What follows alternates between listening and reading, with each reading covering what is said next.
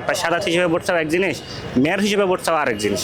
না, আমাদের আলটিমেটাম নাই। আমরা তবে 27 তারিখ পর্যন্ত বলছি, যেহেতু 2021 সালে 27 জানুয়ারি এই নির্বাচনটা হয়েছিল, তাহলে 2026 সালে 27 জানুয়ারি 5 বছর মেয়াদ পূর্ণ হয়। তো পূর্ণমেয়াদ যেহেতু শেষ হবে এই পিরিয়ডটার, আমরা বলবো যে 27 তারিখের মধ্যে সাদাত ভাই যাতে সসম্মানে সশ্রদ্ধায় যাতে পদত্যাগ করেন। এবং শুধু মেয়াদ শেষ হয়েছে ব্যাপারটা এমন না, উনি একটা সপদে বহাল থেকে, মেয়র পদে থেকে, একটা বড় জায়গায় থেকে উনি যেভাবে বিএনপির পক্ষ হয়ে দানা শিশুর পক্ষে ভোট চাচ্ছেন, যেখানে চট্টগ্রাম মহানগরের 4টা আসন আছে এখানে, তো এতগুলো ভোটারের মধ্যে উনি একটা প্রভাব তৈরি করতেছেন যে মেয়র মানে ডাক্তার সাদাত হিসেবে ভোট চাওয়া এক জিনিস, মেয়র হিসেবে ভোট চাওয়া আরেক জিনিস। তো আমরা বলবো যে নির্বাচনী যে নিরপেক্ষতা সেটা এখানে লঙ্ঘন হচ্ছে, সেই কারণে আমরা বলবো যে আপনি পদত্যাগ করেন, অথবা আপনি নির্বাচনের আগ পর্যন্ত আপনার দায়িত্ব থেকে অব্যাহতি নিয়ে নেন। আর সেটা যদি না করেন, যেহেতু আমাদের স্থানীয় সরকার নির্বাচনটা আদায়ও করতে হবে ইলেকশনের পরে, আমরা কঠোর আন্দোলনে যাব।